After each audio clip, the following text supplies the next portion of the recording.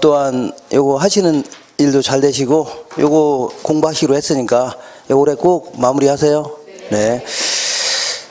자, 이 간단한 오리엔테이션 시험 같은 경우에는 그 11월 달에 했기 때문에 혹시 늦게 오신 분들은 11월 달 강의를 잠깐 들어보세요. 그래서 그때 이제 공부 방법 이런 걸 설명했으니까 그거 보시면 됩니다. 그거 보시고 오늘은 곧바로 이 진도를 나가겠습니다. 곧바로.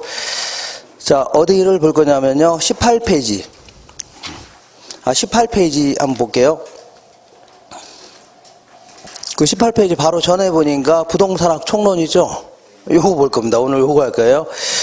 자, 그리고 이제 다음, 여기서는 이게 부동산학은 뭐 특성상 법 과목이 아닙니다. 그러니까 지나치게 밑줄 같은 거 긋는 거 있죠. 이런 것들은 그다지 특성상 뭐 아주 바람직한 건 아닙니다.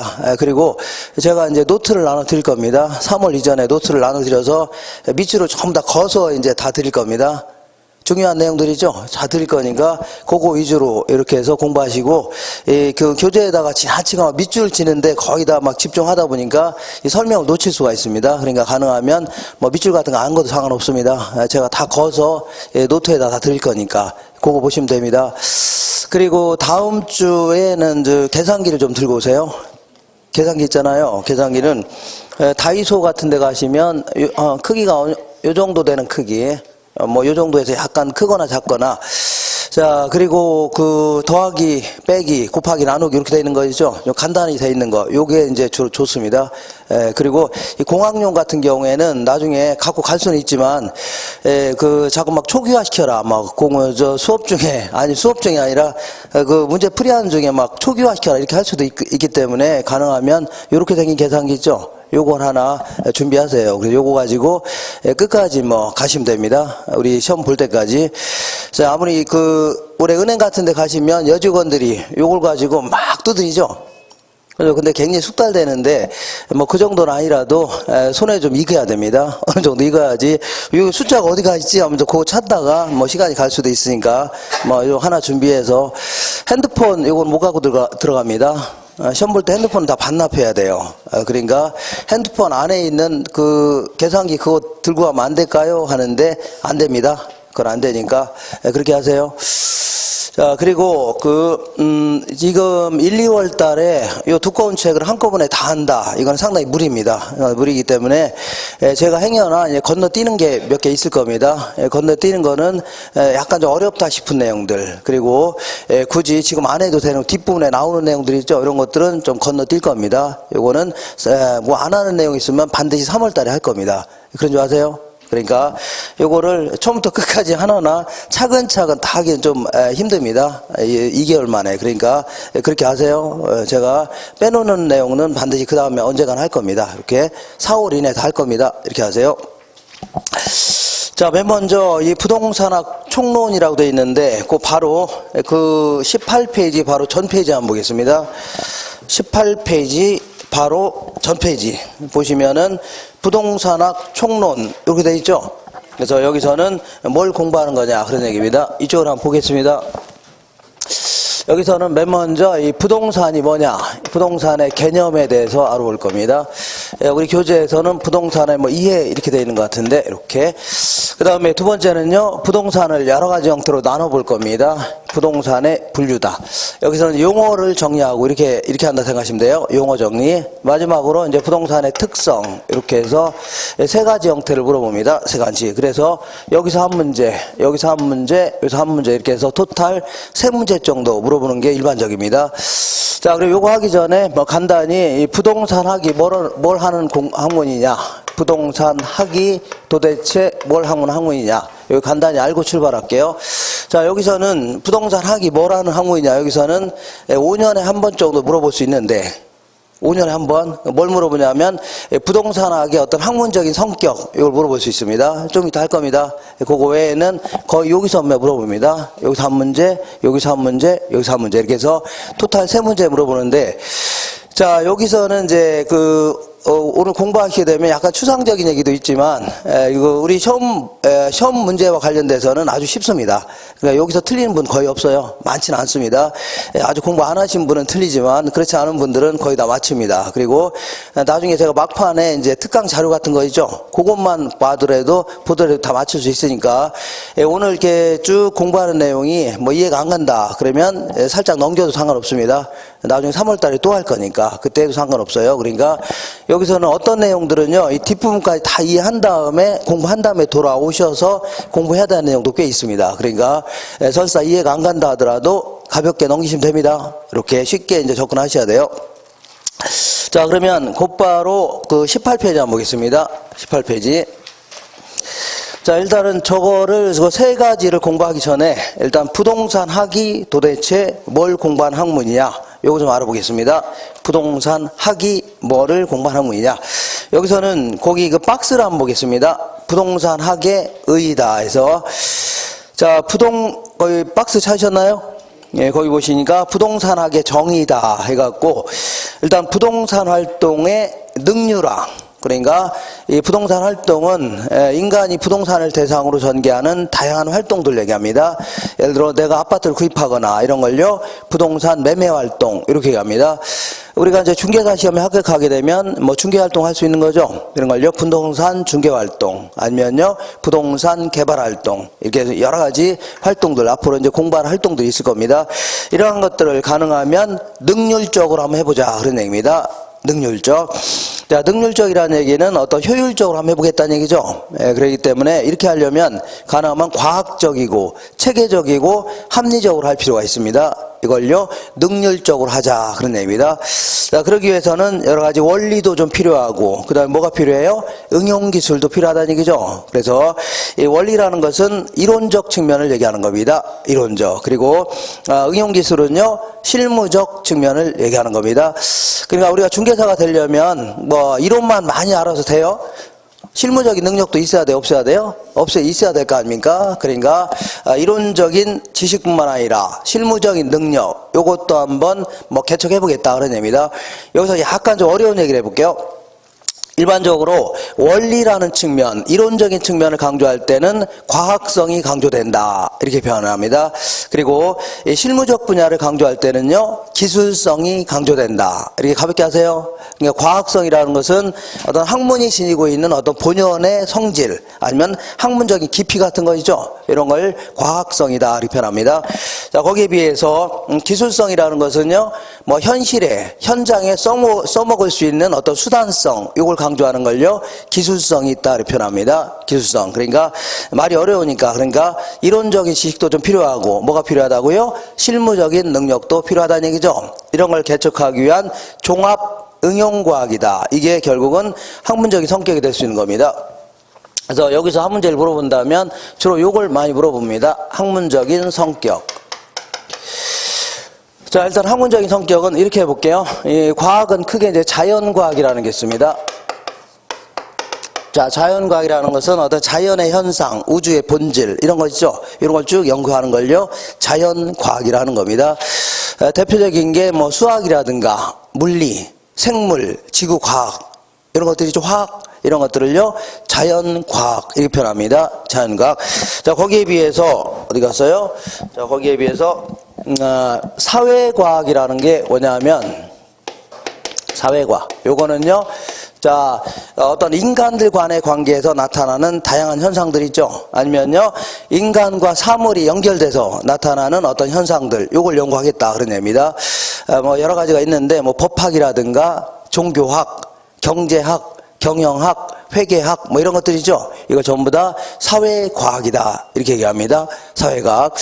그 다음에 자, 그러니까 우리는 어떤 인간이 부동산을 대상으로 전개하는 다양한 활동이 있죠. 요걸 연구하는 겁니다. 그러니까 무슨 과학이라고요? 사회과학이다 해줍니다. 사회과학이지 자연과학이 아닙니다. 자연과학이 아니에요. 그 다음에 간혹가다 보면 이 자연과학 앞에는 어떤 자를 많이 쓰냐면 기초 혹은 순수자 이런 표현을 많이 쓰는데, 만약에 순수 자연과학이다 이렇게 표현할 때는요, 어떤 자연의 현상, 우주의 본질을요, 있는 상태 그대로 분석하는 겁니다. 있는 상태 그대로 분석한다. 이걸요, 순수과학이다. 순수자연과학. 이렇게 표현합니다. 거기에 비해서 자연과학 앞에는 간혹 이제 응용자를 붙이는 경우가 왕왕 있는데, 요거는 어떤 사회과학을 통해서 현실에 적용할 수 있는 응용 능력 있죠? 그러니까 현장에 갖다 써먹을 거, 여기에 초점을 맞추는 거 있죠? 이걸 뭐라고요? 응용과학이다. 이렇게 표현합니다. 그러니까 우리 부동산학은 주로 이제 학문적인 깊이 이런 것보다는 현장에 써먹는 거죠? 여기에 더 초점을 맞추는 겁니다. 그래서 이걸 뭐라고요? 응용과학이다. 해줍니다. 그래서 싸잡아서 뭐라고요? 응용사회과학. 이렇게 정리하시면 됩니다. 자, 두 번째는요, 경험과학이다. 이렇게 표현합니다. 자, 그냥 대가리만 이렇게 가볍게 기억하시면 돼요. 경험과학이다. 이거 뭐냐면, 우리 부동산학은 어떤 수학이라든가 이런 것처럼 어떤 추상적인 학문, 뭐 인간의 머리에서 나오는 이런 학문이 아니라 어떤 과거로부터 행해져 왔던 다양한 부동산 활동이 있잖아요. 이런 걸 경험 삼아서 학문화시켰다. 그러니까 아주 오래전부터 부동산 거래 같은 건 있었을 거 아닙니까? 그러니까 이거를 경험 삼아서 어떻게 했다고요? 학문화시켰다 해서 이걸요, 경험과학이다. 이렇게 표현합니다. 그 다음에 세 번째는요, 뭐 종합과학이다. 이렇게 표현합니다. 자, 종합과학이라는 것은 우리 경제학 같은 경우는 거의 500년이 넘는 어떤 장구한 역사, 이걸 자랑하는 어떤 전통적인 학문입니다. 아주 오래된 전통적인 학문이에요. 근데 이 부동산학은 뭐 기껏해야 1970년대 중반에 김영진 교수라는 분이 우리나라에 최초로 도입한 게 최초입니다. 그러니까 아주 연륜이 짧은 이러한 학문입니다. 그러면 그때 이제 그분이 이제 건국대학교 와서 건국대학교에서 이제 최초로 학부과정도 아니고 행정대학원에서 강의한 게 최초입니다. 그럼 강의하려면 책이 있어야 돼, 없어야 돼요? 있어야 될 거 아닙니까? 그래서 책을 만들 때 이렇게 만들었던 겁니다. 물론 일본 책가 다 베낀 거지만, 자, 이렇게 볼게요. 이 부동산학이라는 게 있습니다. 이걸 만들어야 될 거 아닙니까? 책을. 그러니까 부동산학이다. 이걸 이렇게 만든 겁니다. 이미 기존에 있었던 학문들 있잖아요. 전통적인 학문이 있을 겁니다. 예컨대 경제적 측면의 학문들이라든가 아니면요 법률적 측면의 학문들, 얘는요 기술적 측면의 학문들, 이미 과거에 있었던 아주 고유한 학문들이 있을 겁니다. 전통적인 학문.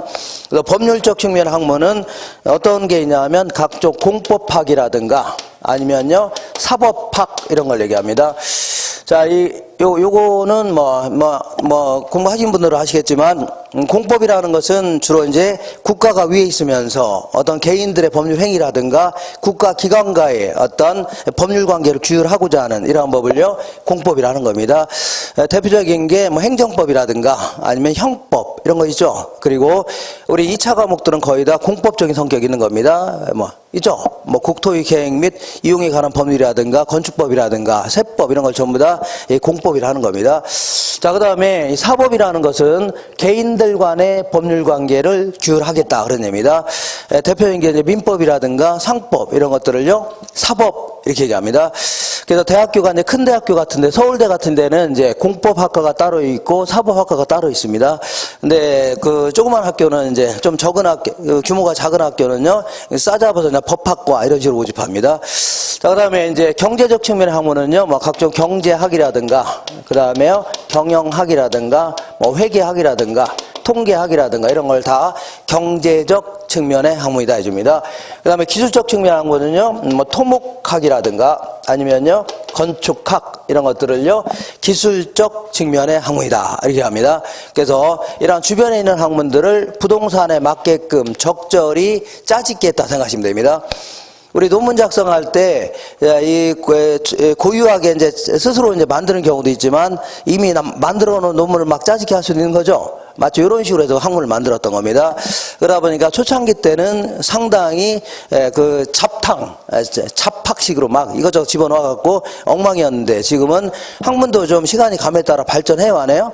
굉장히 많이 발전합니다. 그리고 우리 중개사 시험 같은 경우는 그 전 국민이 아주 법적 지식을 높이는데 상당한 기여를 했던 겁니다. 굉장히 또 법학도 발전하는 겁니다. 왜냐하면 중개사 시험 때문에 공부를 많이 했죠. 사람들이 막 민법 같은 거 공부하니까 주변한테 막 알려줄 거 아닙니까? 그러니까 법적 지식이 상당히 높아지는 겁니다. 이런 식으로 공부를 많이 하다 보니까 이것도 많이 연구하다 보니까 이제 점점 발전해갖고 요즘에는 좀 정갈해졌습니다. 좀 깔끔해졌다. 옛날에는 그냥 아주 엉망이었습니다. 잡탕식으로.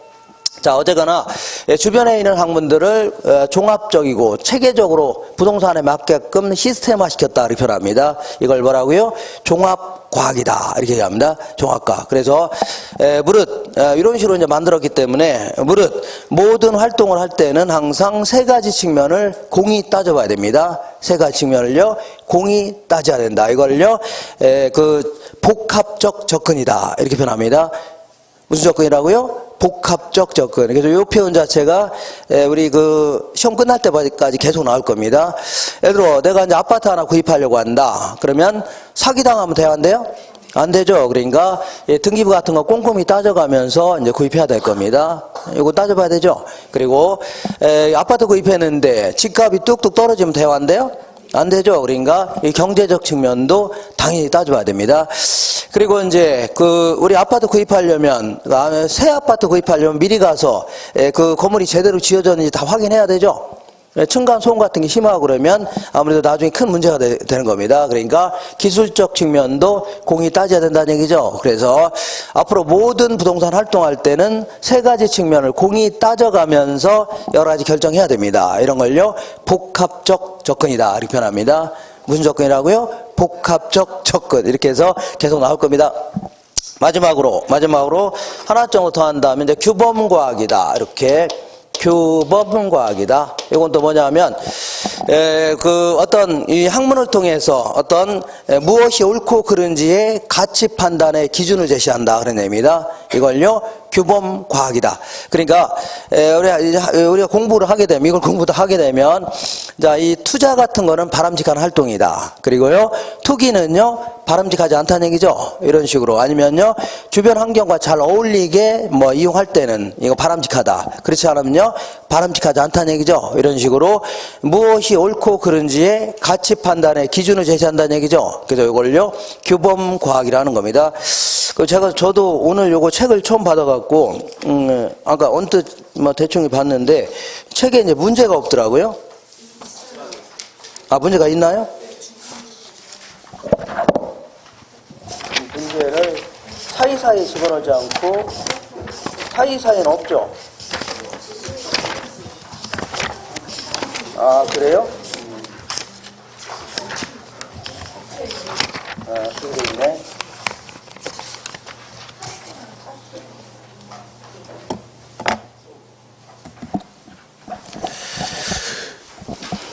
자, 일단 다시 이제 거꾸로 돌아올게요. 오늘 저도 이제 처음 받아갖고, 이거 어떻게 돼 있나, 이렇게.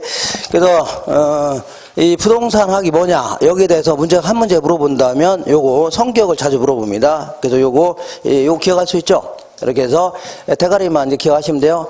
자세히 자꾸 하려고 하지 마시고 대가리만 딱 기억하시면 돼요. 자, 문제 풀다가 보면은 이런 거는 빠져야 됩니다. 뭐 순수과학이다 아니면요 자연과학이다 이런 거 있으면요 이거는 틀린 겁니다. 이거는 빼야 됩니다. 그러니까 순자는 빠져. 이렇게 순자는 어떻게 하라고요? 빠지랍니다. 이렇게 순자 있죠, 순자에서 어떤 순자님이 계신데 자기 남편이 민주주의 아버님이다, 아버지다 이렇게 하면서 약간 꼴값을 좀 떨었는데 어쨌거나 이 민주주의를 극히 총칼로 유린한 사람 아닙니까? 이걸 무슨 민주주의 아버지라고 합니까? 그건 절대 있을 수가 없는 겁니다. 이렇게 어쨌거나 순수 자연과학 아니면요 자연과학 요거 나오면은 틀린 겁니다. 이렇게 하시면 돼요. 이렇게. 자, 그 다음에 어디를 보냐 한 장 넘겨볼게요. 넘겨보시면 20페이지 보시면 이 부동산학의 접근 방식이라고 있는데 이거는 그야말로 이 학문을 만들어 보는 방법을 얘기합니다. 이 학문을 어떻다고요? 만들어 보는 방법. 이걸요 접근 방법이다 해주는데 일단은 그 20페이지에 아래에서 10번째 줄 보시면 뭐가 있어요? 종합식 접근 방법이죠. 요거는요, 첫 번째 줄 중간에 여러 주변 과학의 연구 결과를 최대한 시스템화했다. 그러니까 주변에 있는 여러 가지 다양한 학문들을 최대한 시스템화 시켰다는 얘기는 뭐 체계화 시켰다. 아니면요, 뭐 종합화 시켰다. 이렇게 표현합니다. 이렇게. 그러니까 우리나라는 이런 식으로 해서 출발했던 겁니다. 그래서 그 맨 아랫줄 보니까 종합식 접근 방식의 맨 아랫줄 보니까 우리 학계의 주된 접근 방법이라는 얘기죠. 우리 학계의 주된 접근 방법 이렇게 하시고, 그 다음에 다른 형태로 분석해 볼 수도 있습니다. 위쪽으로 쭉 올라가다 보면 분산식 접근 방식이라고 있는데, 요건 한번 읽어볼게요. 첫 번째, 주변 과학의 입장에서 단편적이고 부분적으로 부동산 활동과 현상을 이해. 그러니까 예를 들어서 경제학만 가지고 접근해 볼 수 있는 거죠. 경제학만. 그래서 이 부동산학이 이게 여기 도입하기 전에는 주로 경제학에서 많이 다뤘습니다.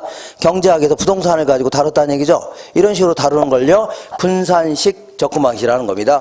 그 다음에 중점식 접근 방식은 첫 번째 줄 중간에 특정 분야에만 중점을 두어 부동산학을 설명하는 접근 방법이다. 그러니까 예를 들어서 자, 이 법률적 측면에 중점을 두고 접근해 볼 수 있는 거죠. 아니면요, 경제적 측면에 중점을 두고 접근해 볼 수 있는 거 아닙니까? 이런 식으로 하는 걸요, 중점식 접근 방식이다 해줍니다. 예, 가볍게 하시면 돼요. 가볍게.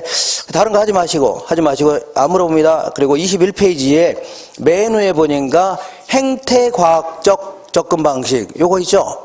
요거는 첫 번째 줄 중간에 어떤 인간 행동을 중심으로 해서 부동산 활동의 본질을 규명하려는 방법이다. 여기에는요, 바로 밑에 줄 보니까 부동산 경영, 부동산 마케팅, 부동산 중개 분야의 왕왕, 여기 엿보입니다. 왕왕 엿보인다. 그러니까 무슨 얘기냐면 이런 얘기입니다.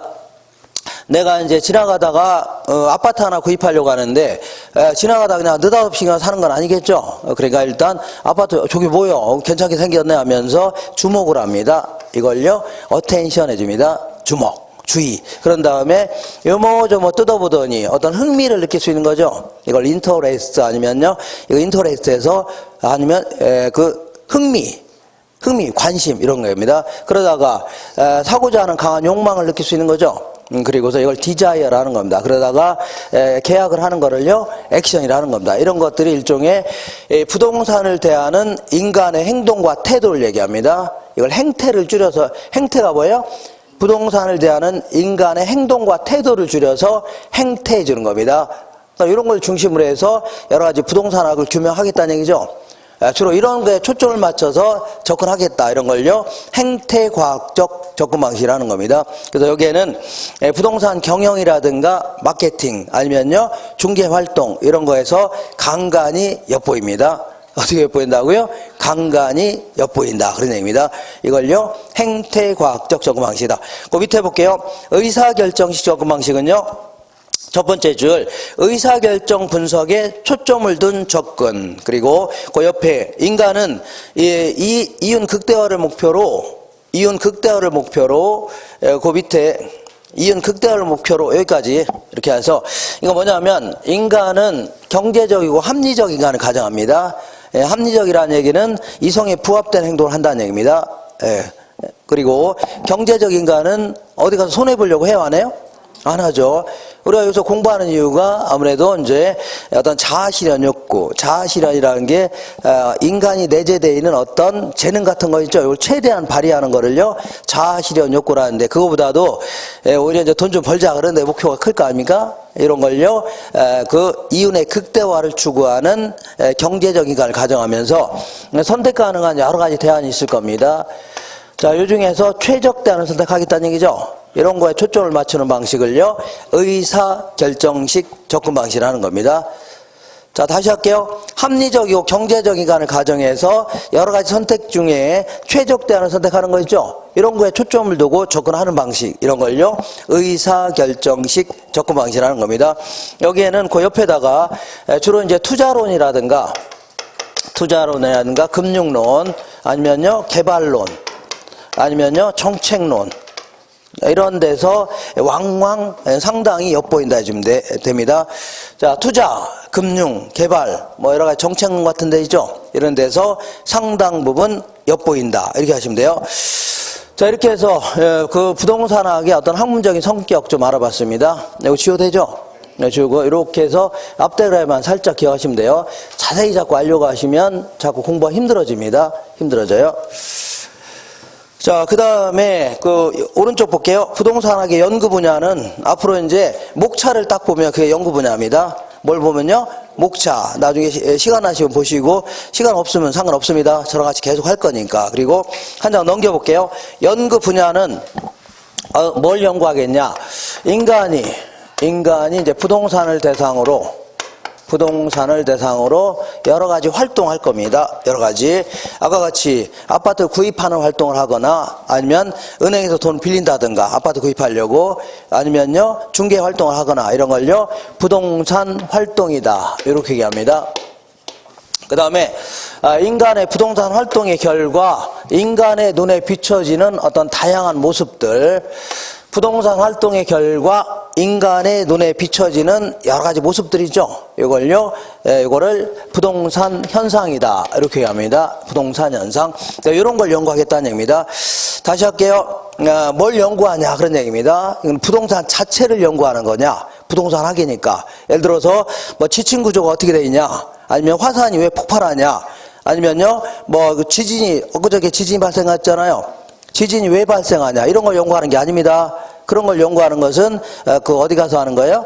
물리학이라든가 아니면 공대 가서 하는 겁니다. 여기서는 뭘 하는 거라고요? 인간이 부동산을 대상으로 전개하는 다양한 활동 같은 거 있죠. 거래 활동, 중개 활동 아니면요 관리 활동 이런 거 있죠. 이런 걸 연구하겠다는 얘기입니다. 그리고 또한 그러한 활동의 결과 인간의 눈에 비춰지는 다양한 모습들 이런 걸 연구하는 겁니다. 이해가 되겠나요? 근데 이러한 활동에는 사회적으로 바람직한 활동도 있겠지만 바람직하지 못한 활동도 있어요 없어요? 있을 수 있다는 얘기입니다. 바람직한 활동 그냥 놔두면 되는 겁니다. 또 장려하면 되고. 근데 바람직하지 않은 활동 같은 경우는 자꾸 이걸 규제를 좀 해야 되겠죠. 바람직한 방향으로 유도할 필요가 있다는 얘기입니다. 예를 들어서 인간이 부동산 투기 활동이 극성이다. 투기라는 활동이 극성이면 인간의 눈에 비춰지는 여러 가지 모습 중에 이건 눈에 보일 수도 있고 안 보일 수도 있는 겁니다. 그러니까 가격이 아주 급등하는 현상이 나타날 수 있겠네요. 그러니까 인간이 투기라는 활동이 극성이면 인간의 눈에 비춰지는 모습은요 가격이 막 올라갈 수 있죠. 우리 이런 걸 연구하겠다 그런 얘기지 부동산 자체를 연구하는 건 아닙니다. 이렇게 하시면 돼요. 이렇게 이 정도 이런 걸 연구하는 거구나. 부동산 자체를 연구하는 거는 아니구나. 이렇게 하시면 돼요. 뭐 문제가 있나요? 이렇게 해서 그냥 가볍게 하시면 돼요. 한 장 넘겨볼게요. 쭉쭉 넘겨야 돼. 그리고 제가 한 장 넘기면 거기 24페이지에 표준산업 분류라고 되어 있죠. 요거 최근 10년 동안 3번을 물어봤는데 그 중요성이 굉장히 떨어집니다. 근데 자꾸 내는 이유가 뭐냐면 왜 내요? 이거 내면은 뭐 무슨 그 출제위원들이 신경 안 쓰이죠? 아무것도 내면 될 거 아닙니까? 그래서 내는데 지금 할 필요 없습니다. 제가 요약집에서 간단히 정리해 놓을 겁니다. 그리고 앞자리 몇 개 따서 암기하시면 바로 해결되니까 그냥 넘기세요. 제가 넘기는 건 다음번에 꼭 할 겁니다. 다만 27페이지 보시니까 거기에 부동산 활동의 속성이라고 돼 있죠. 요거는 간단히 알고 있을 필요가 있습니다. 간단히. 자, 부동산 활동은 어떠한 특징이 있냐 그런 얘기입니다. 예컨대 이런 얘기 할게요. 우리 맥주 같은 거 한번 볼게요. 맥주는 어제거나 비싸요, 싸요? 맥주는 싸죠. 싸죠. 근데 부동산 같은 거는 비싸요, 싸요? 좀 약간이 아니라 맥주보다는 상당히 비쌀 거 아닙니까? 그러면 어제거나 부동산을 다루는 활동은 남들의 재산이 됐든 자신의 재산이 됐든 고액의 재산을 관리하는 활동 아닙니까? 그죠? 그러면 의사는 뭘 다루는 활동이에요? 남들의 어떤 생명을 다루는 활동 아닙니까? 그죠? 그러면 생명을 다루는데 이론적인 지식 같은 거 있어야 돼, 없어야 돼요? 문장만 있어야 되는 겁니다. 그리고 실무적인 능력도 있어야 돼, 없어야 돼요? 아니, 한 번도 칼을 안 잡아준 사람이 칼 갖고 막 대들으면 대화한대요? 안 될 거 아닙니까? 그리고 의사가 돈만 알으면 대화한대요? 안 된다는 얘기입니다. 그러니까 어떤 응급 환자가 왔는데 거의 죽기 직전입니다. 근데 물어보면서 당신 수술비 있어요 했더니 없다니까 그냥 돌려보내고 그러면 돼야 한대요? 안 됩니다. 그러니까 돈만 알고 그러면 안 되죠. 상당 정도의 윤리성, 도덕성 이런 것도 갖춰야 됩니다. 그런 거와 똑같은 논리로 우리는 이 고액의 재산을 관리하는 활동 아닙니까? 그러니까 상당 정도의 이론적인 지식 있어야 돼, 없어야 돼요? 있어야 되고, 그 다음에 실무적인 능력 이런 것도 필요하다는 얘기입니다. 그리고 남들한테 자꾸 피해를 주면 돼야 한대요? 안 된다. 어떤 공익성 이런 것도 강조됩니다. 그리고 어떤 윤리의식 이런 것도 필요하죠? 사기치고 그러면 돼야 한대요? 안 된다는 얘기입니다. 이런 것들을 쭉 얘기하는 게 부동산 활동의 속성이다. 아니면요, 부동산 활동의 특성이다 생각하시면 돼요. 그러면 맨 먼저 첫 번째 과학성과 기술성이 요구됩니다. 과학성 하면 아까 이론적인 측면을 얘기하는 겁니다. 이론적. 그리고 기술성 하면요 실무적인 측면을 얘기하는 겁니다. 그러니까 이론적인 지식도 좀 필요하고 실무적인 능력도 필요해요, 안 필요해요? 필요하다는 얘기입니다. 그러니까 나중에 중개사가 되시면 곧바로 이제 이론적인 지식은 어느 정도 갖췄다고 보는 겁니다. 합격했으면.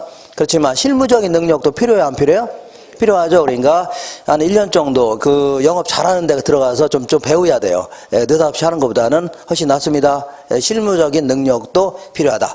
그 다음에 경험과학성이라고 해서 아까 얘기한 대로 어떤 그동안 행해왔던 다양한 경험이 있죠. 이런 걸 기초로 해서 후일을 예측하고 여러 가지 결정을 할 필요가 있다는 얘기입니다. 이걸요 경험과학성이다. 그러니까 이것도 마찬가지로 그냥 쭉쭉 읽어나가시면 돼요. 그 다음에 사회성, 공공성 두 가지를 합쳐서 이걸요 공익성이라는 겁니다. 공익성. 그리고 사익성. 부동산 활동은 어떤 내가 하는 활동이 남한테 피해를 줄 수 있어, 없어요? 있다는 얘기입니다. 예컨대 주택가 한복판에 내 땅이라고 나는 여기다 연탄 구조하는 게 딱 좋다는 얘기죠. 개인의 이익을 위해서는 연탄 구조하는 게 딱 좋은데 이거 연탄 구조 차리면 남한테 피해를 줘야 안 줘? 줄 수도 있다는 얘기입니다. 그러니까 이 사익은 강조해야 되지만 공공의 이익도 침해하면 돼야 한대요? 안 된다는 얘기입니다. 그러니까 이 공익과 사익은 조화롭게 돼야 된다. 아니면 문제에서 공익을 해치지 않는 범위 내에서 우리는 자본주의국가에서는 개인의 이익도 존중해야 되는 겁니다. 그러니까 공익을 해치지 않는 범위 내에서 뭘 존중해야 돼요? 사익은 존중돼야 된다. 이런 거 있죠? 이런 표현은 좀 나와야 됩니다. 그 다음에 해당 분야의 전문성이 좀 있어야 됩니다. 뭐가 있어야 돼요? 전문성. 한 장 넘겨볼게요. 보통 이제 부동산 활동은 1차, 2차, 3차 이렇게 나눌 수가 있는데 자, 밑으로 1차 수준의 부동산 활동, 2차 수준의 부동산 활동, 3차 수준 이렇게 얘기하는데 요 밑으로 이렇게 내려갈수록 점점 전문성이 높아지는 겁니다. 점점. 예를 들어 볼게요. 예를 들어서 요거는 감정평가 분야에 있어서 자, 전문성은 자, 이 분야의 가장 최고의 전문가는 누구예요? 감정평가사죠. 그러니까 요때 이제 밑으로 내려갈수록 전문성이 점점 높아지는 겁니다. 그러니까 요때는요 감정평가사가 하는 평가를요 이거를 3차 수준의 부동산 활동이라는 겁니다. 3차 수준의 감정평가. 그러면 1차는 뭐냐? 1차는 야 우리 같은 사람이 감정평가 잘 모르는 사람도 있을 거 아닙니까? 그래서 아파트를 구입하려고 하는데 아무래도 너무 비싸 보여요. 그래서 나름대로 중개업소 여기저기 다니면서 평가해 볼 수 있어, 없어요? 이죠, 이런 걸요. 그러니까 일반적인 매수자가 한번 평가해 볼 수도 있겠네요. 이런 걸요 1차 수준의 감정평가가 되집니다. 자, 1차. 그러면 2차는 뭐냐? 2차는 감정평가사는 아니지만 부동산 관련 업종에 종사하는 자들, 예를 들어서 중개사가 감정평가 해볼 수도 있죠. 나중에 이제 우리 감정평가를 또 공부합니다. 어느 정도 약간의 지식이 있는 거 아닙니까? 이런 사람이 하는 거. 아니면요 은행의 대출 직원도 상당 부분 지식을 갖춰야 됩니다. 그러니까 이런 사람이 하는 활동을요 2차 수준의 감정평가, 2차 수준의 부동산 활동이라는 겁니다. 그러면 만약에 이 중개 분야에 있어서 3차는 누가 하는 거예요? 자, 그 감정평가 분야에 있어서 3차는 평가사가 하는 거죠. 이 분야의 최고의 전문가 아닙니까? 그러면 중개 분야에 있어서 3차는 누가 하는 거예요? 공인중개사 하는 겁니다. 공인중개사 하는 걸요. 3차 수준의 중개활동이라는 겁니다. 이해가 되겠나요? 이렇게. 그 다음에 이번에는 이 남들의 고액의 재산을 관리하는 활동이 되기 때문에 상당 정도의 도덕성, 윤리성 이것도 갖춰야 됩니다. 자, 그래서 요 윤리성은 크게 네 가지 형태로 구분할 수 있는데 먼저 고용윤리. 고용윤리는요. 첫 번째 옆에다 써놨네요. 종업원과의 관계에서 지켜야 될 윤리. 이걸요. 고용윤리라는 겁니다. 그러니까 나중에 중개사가 되시면 이제 중개 보조인 채용할 수 있는 거죠. 네, 그분들과의 관계에서 지켜야 될 윤리 이런 걸요 고용윤리라는 겁니다. 그다음에 그 다음에 조직윤리라는 것은 어떤 여기서 동업자라는 것은 같이 이제 돈을 같이 투자한 자를 얘기하는 게 아닙니다. 같은 업종에 종사하는 자 있잖아요. 아니면요 동업자 단체. 예를 들어 나중에 중개사가 되시면 주변에 같이 활동하는 사람들이 있어 없어요? 주변에 중개 활동 하시는 분이 있잖아요. 중개업소 하시는 분들. 이분들과의 관계에서 지켜야 될 윤리 같은 거 있죠? 이거를 조직윤리라는 겁니다.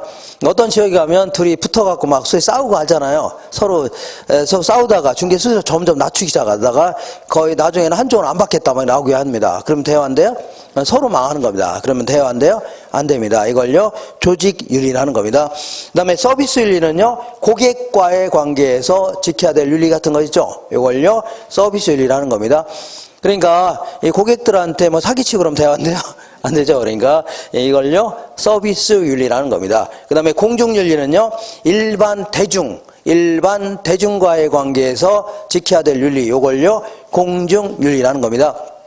그러니까 이 강남에 있는 중개사들이 그 담합을 통해서 가격을 자꾸 올리죠. 그러면 사회 전체적으로 파급 효과가 나타났습니다. 서울 전체가 다 영향을 미칠 수가 있는 겁니다. 이런 걸요 공중윤리라는 겁니다. 이렇게. 그 다음에 이번에는 이 부동산은 직접 어디 내가 이제 카스 맥주 하나 구입하려고 한다. 그러면 카스 맥주는 전국 어디 가나 똑같아요? 안 똑같아요? 똑같은 거 아무나 구입하면 되죠. 아무 데서나 구입해도 똑같은 구입할 수 있는 겁니다. 그죠? 근데 부동산은 자 생각해 볼게요. 춘천에 있는 부동산을 여기서 거래할 수 있죠? 아니면요 다산에 있는 부동산을 여기서 거래할 수 있는 거 아닙니까? 그죠? 그럼 춘천에 있는 부동산이 좀 보고서 바로 거래하는 게 아니죠? 견본은 보고서만 거래하는 게 아니잖아요. 맥주처럼. 그러니까 춘천에 있는 부동산을 여기서 거래하니까 춘천에 있는 부동산이 어떤 놈인지 확인해야 돼요? 안 해야 돼요? 해야 됩니다. 그러니까 근처에 이제 도로는 잘 깔려 있는지, 학교는 있는지, 아니면요 그 병원 같은 거 잘 갖춰져 있는지, 가격은 적절한지 다 확인해야 돼? 안 해야 돼요? 확인해요. 정보 활동을 꽤 필요할 수밖에 없는 겁니다. 그래서 7번에 뭐라고요? 정보 활동성이 있다 그런 얘기입니다. 그리고 또한 어떤 정보는요 직접 가서 또 확인해야 됩니다. 예를 들어서 유치권 같은 거 있잖아요. 이런 건 등기부에 안 나옵니다. 이거 직접 가서 확인해야 돼요. 그죠? 그리고 어떤 경우는 서류만 보고서 알 수 없는 것도 많이 있습니다. 직접 가서 또 도로 같은 것도 살펴보고 이렇게 해야 돼요. 그러니까 이걸요 임장 활동성이 있다 해줍니다. 임장이라는 게 뭐냐면 현장에 임해서 활동하는 걸요 임장 활동성이 있다 해줍니다. 직접 가서 또 확인해야 돼요. 그리고 8번에 보니까 대인 활동과 대물 활동성이 있습니다. 그러니까 우리가 중개사가 되면 사람도 좀 잘 관리해야 됩니다. 그러니까 주변에 있는 아파트 단지 주민들하고 좀 친하게 지내면서 단골도 많이 확보하고 이렇게 해야 돼요. 그잖아요? 이걸요 대물 활동성이다 해줍니다. 그러니까 중개사가 되시면 최소한 10년 이상은 거기서 한다고 하시면서 그분들하고 좀 친하게 지내야 됩니다. 이걸요 대인 활동성이다. 그리고 자꾸 이제 거래 사고가 터지면 대화인데요? 안 되죠. 그러니까 권리 분석 같은 거 철저히 해갖고 거래 사고가 터지면 안 되겠죠. 이걸요 대물 활동성이라는 겁니다. 때로는요 물건 관리를 철저히 할 필요가 있다 그런 얘기입니다. 그 다음에 배려의 장기성이라고 해서 부동산은 토지 같은 경우는 영원히 존속할 수 있는 겁니다. 지구가 멸망하지 않은 이상은 영원히 존속하죠. 그럼 내가 카스 맥주를 구입하려고 하는데 1년 뒤에 맥주 가격이 오를 거로 예상돼서 미리 사놓고 그러나요? 이해가 안 간다. 그러면 수박 가격이 오를 거로 예상돼서 미리 사놓고서 내년에 먹고 그러나요? 그러지 않을 겁니다. 근데 이제 토지 같은 경우는 영원히 존속하죠. 그러니까 5년 뒤에 지하철이 들어올지 모른다고 하니까 막 미리 살 수도 있는 거죠. 이런 걸요 배려의 장기성이다. 아니면요 장기적 배려해 줍니다. 먼 미래를 내다보면서 항상 결정하려고 하는 겁니다. 먼 미래를 내다보는 걸요, 배려의 장기성이 줍니다. 그 다음에, 자, 내가 일단에 땅을 구입할 때는 단순히 지표면만 이용할 권리를 구입하는 건 아니죠. 지표 위에 있는 공간이라든가 아래에 있는 공간을 구입하는 거 아닙니까? 그러니까 때로는요, 공간을 거래하고 공간을 관리하는 겁니다. 이걸요, 공간 활동성이 있다 해줍니다. 공간 활동. 이걸요, 3차원 공간이다 해줍니다. 그 다음에, 무릇, 모든 부동산 활동할 때는요, 예, 복합적으로 접근할 필요가 있습니다. 항상 복합적 접근하면요, 법경기 기억나셔야 돼요. 뭐라고요? 법률적, 경제적, 기술적 규면을 항상 따져야 된다는 얘기죠. 이렇게 하셔야 돼요. 그 다음에 이제 그 밑에 부동산 활동의 일반 원칙은 이런 것들은 옛날에는 이런 것들이 막 시험에 나오겠는데 요즘에는 거의 안 나옵니다. 이거는 제가 빼놓고 하는 것들은 나중에 요약지 가지고 딱 정리하시면 돼요. 노트를 제가 그대로 놔둘 겁니다. 그걸 정리하시고, 다만 여기서는 30페이지 보시니까 부동산학의 뭐 지도 이념이라고 해서, 자, 이런 용어가 계속 나오는데 상당히 약간 좀 추상적인 용어들입니다. 근데 계속 나오니까 가볍게 이제 알고 출발할게요. 자, 지도 이념이라는 것은 어떤 부동산학이 추구해야 될 어떤 최고의 가치, 이런 걸요, 부동산학의 지도 이념이다 해줍니다. 지도 이념. 이거는 이제 부동산학을 뿐만 아니라 모든 사회과학이 지녀야 될 어떤 최고의 가치를 얘기합니다. 여기에는 맨 먼저 뭐 약간 추상적인 용어니까 그냥 이렇게 편하게 그냥 들으시면 됩니다. 뭐 효율성, 아니면요, 형평성, 이런 게 강조돼야 됩니다. 부동산 활동할 때는 뭐가 강조해야 된다고요? 효율성이라든가 형평성이 강조돼야 됩니다. 효율성, 형평성. 그러면 효율성이라는 것은 어떤 효과라든가 아니면요, 능률, 이런 걸 강조하는 개념을요, 효율성이라는 겁니다. 효과, 능률, 이런 걸 강조하는 걸요, 효율성. 그 다음에 형평성은요, 공평, 평등, 이런 걸 강조하는 개념을요, 형평성이라는 겁니다. 형평성. 자, 그래서 요거는 모든 사회과학이 지녀야 될 어떤 최고의 가치가 됩니다. 이때 이 효율성을 지나치게 강조하게 되면 형평성이 문제가 될 수 있는 겁니다. 거꾸로 형평성을 지나치게 강조하죠. 그러면 뭐가 문제가 될 수 있다고요? 효율성이 문제가 될 수 있는 겁니다. 효율성. 그래서 잘 이해가 안 갈 겁니다. 약간 이해가 안 가도 그냥 뭐 정확히는 모르더라도 대충 저런 얘기구나, 이렇게 하시면 돼요. 예를 들어서 우리 경제학을 한번 생각해 볼게요. 경제학 같은 경우에는 시장 경제 체계, 시장 경제, 이런 것들이 효율성을 강조하는 경제 체계입니다. 거기에 비해서 자, 형평성을 강조하는 경제 체계를요, 계획 경제다 해줍니다. 계획 경제. 자, 이 시장 경제 체계는요, 자, 어떤 물건을 생산할 것인가, 얼마 정도를 생산할 것인가, 그리고 어떤 방법으로 생산할 것인가, 그리고 그 들어온 소득을 어떤 형태로 분배할 것인가, 이걸 모든 거를요, 시장에 맡기는 겁니다. 어떻게 한다고요? 시장 기능에 맡기는 이러한 형태를요, 시장 경제 체계 해줍니다. 무슨 경제라고요? 시장 경제. 그래서 예를 들어서 이렇게 볼게요. 자, 여기는 이제 고가주택이고 여기는 이제 저가주택이라고 치자.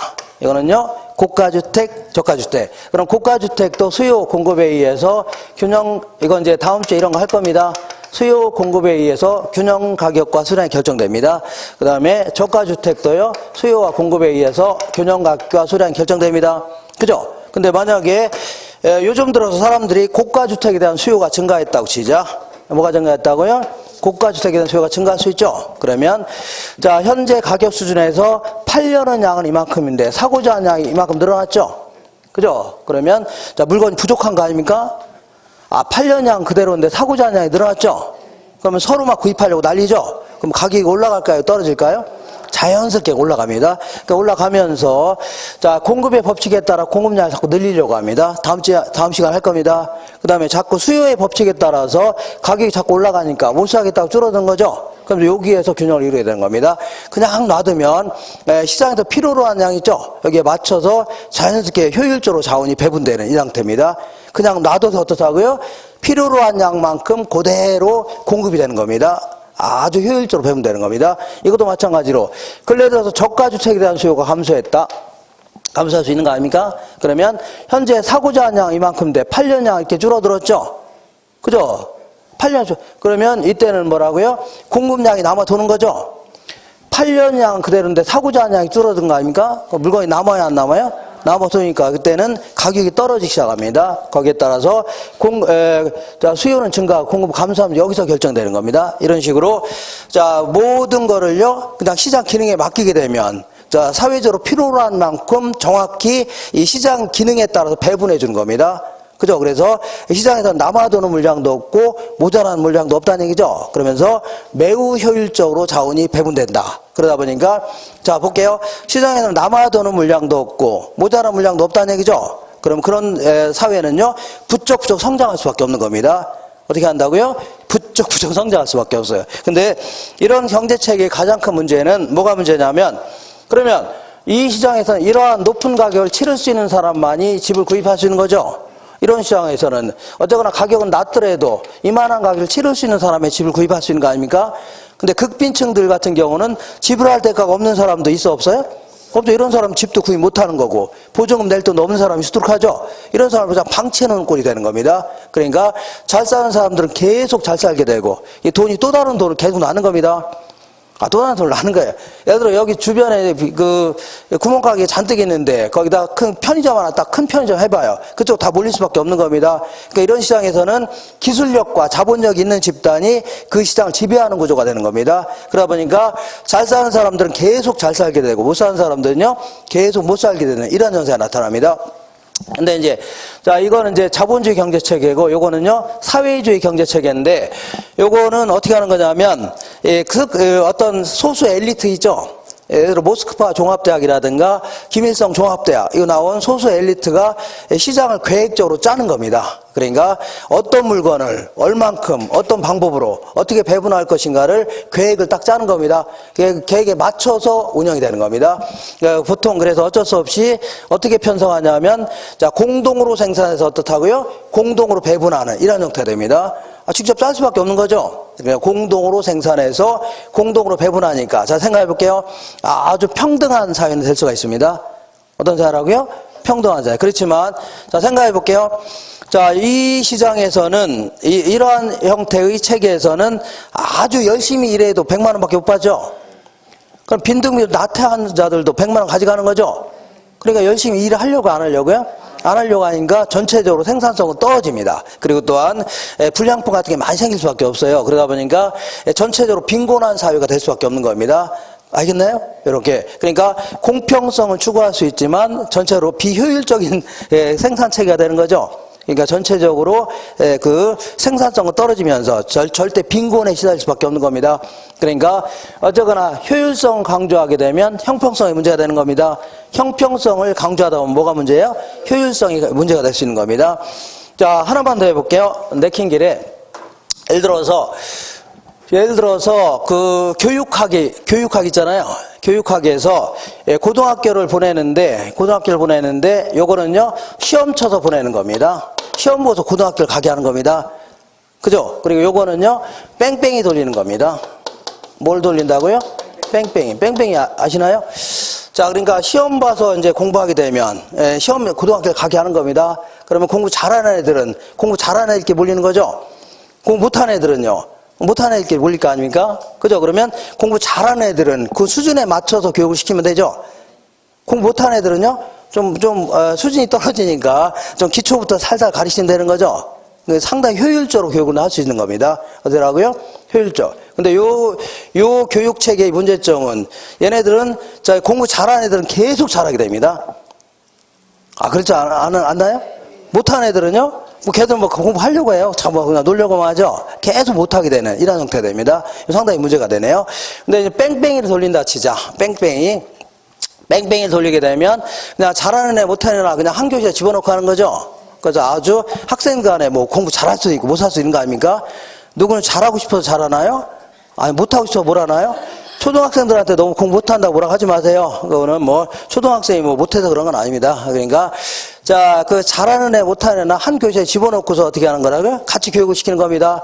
그러면 애들끼리 평등한 그런 교육은 될 수 있는 거죠.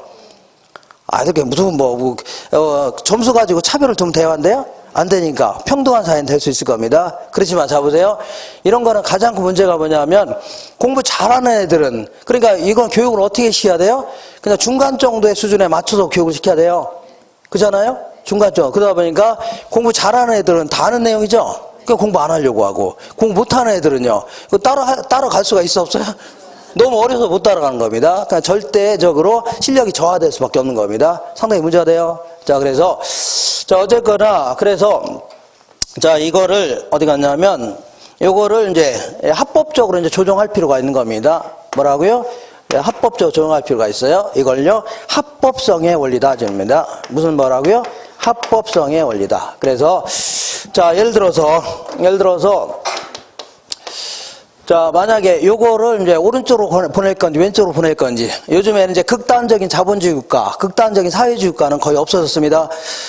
아주 옛날에 이데올로기 시대 이전까지는 극단적인 자본주의, 극단적인 사회주의가 있었는데, 지금은요, 얘네들은 언제 케인즈 이후에는 자꾸 저쪽으로 좀 갑니다. 정부가 자꾸 개입해서 시장을 어떻다고요? 통제하려고 합니다. 그리고 요 사회는요, 등소평이라든가 고르바초프 이런 사람 이후로 자꾸 이쪽으로 가려고 합니다. 그러다 보니까 지금은 어떤 사회가 극단적인 자본주의다, 극단적인 사회주의다 이렇게 할 수는 없는 겁니다.